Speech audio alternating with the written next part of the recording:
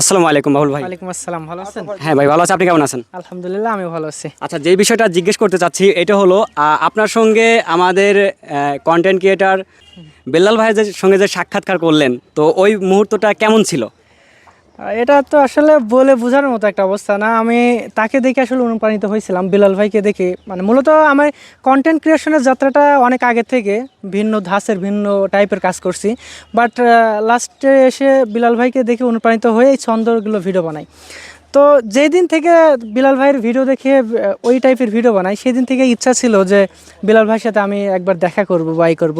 তো সব মিলে এই কথাটা একটু সবার জানা উচিত, বিলাল ভাই নিজ থেকে আমার সাথে যোগাযোগ করছে এবং নিজে 240 কিলোমিটার রাস্তা জার্নি করে এসে দেখা করছে।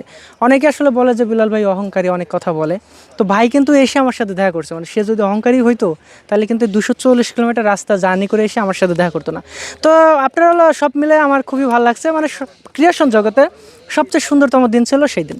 আচ্ছা, বেল্লাল ভাইয়ের সঙ্গে আপনার প্রথম যোগাযোগ হলো কিভাবে?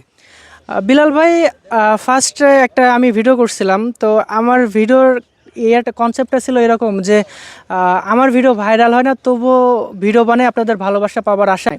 তো এই ভিডিওটা বিলাল ভাইয়ের খুবই ভালো লাগছিল আর কি। বিলাল ভাইয়ের যে ক্যামেরাম্যান রাকিব, তো সেই রাকিব ভাই আমার ভিডিওটা দেখাইছিল সেই সময়। তো সেটা দেখার পরে বিলাল ভাই, মানে কেন জানি না, আমার প্রতি খুব একটা ইয়ে হয়েছিল। তো উনি আমার নিজ থেকে জিমেলে নক দেওয়ার পরে পরে এভাবে আস্তে আস্তে আমাদের কন্ট্যাক্ট হয়, তারপরে সেভাবে দেখা করে। আচ্ছা, আর তারপরে আরেকটা বিষয় দেখলাম যে বেল্লাল ভাই আপনাকে ফলো ব্যাক দিছে।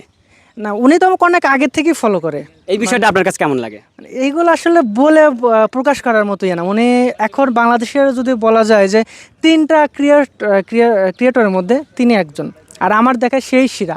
তো সে যখন, মানে আমার আইডল, সে যখন আমাকে মানে ফলো করে রাখে, আবার কালকের পোস্টে মেনশন দিয়ে উল্লেখ করছে যে আমি তার একজন ভক্ত, মানে এই কথাগুলো আসলে, এই অনুভূতিগুলো আসলে বলে বোঝানোর মতো না।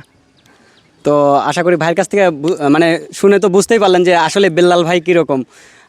এইটুকুই আর কি, সবাই ভালো থাকবেন ইনশাল্লাহ।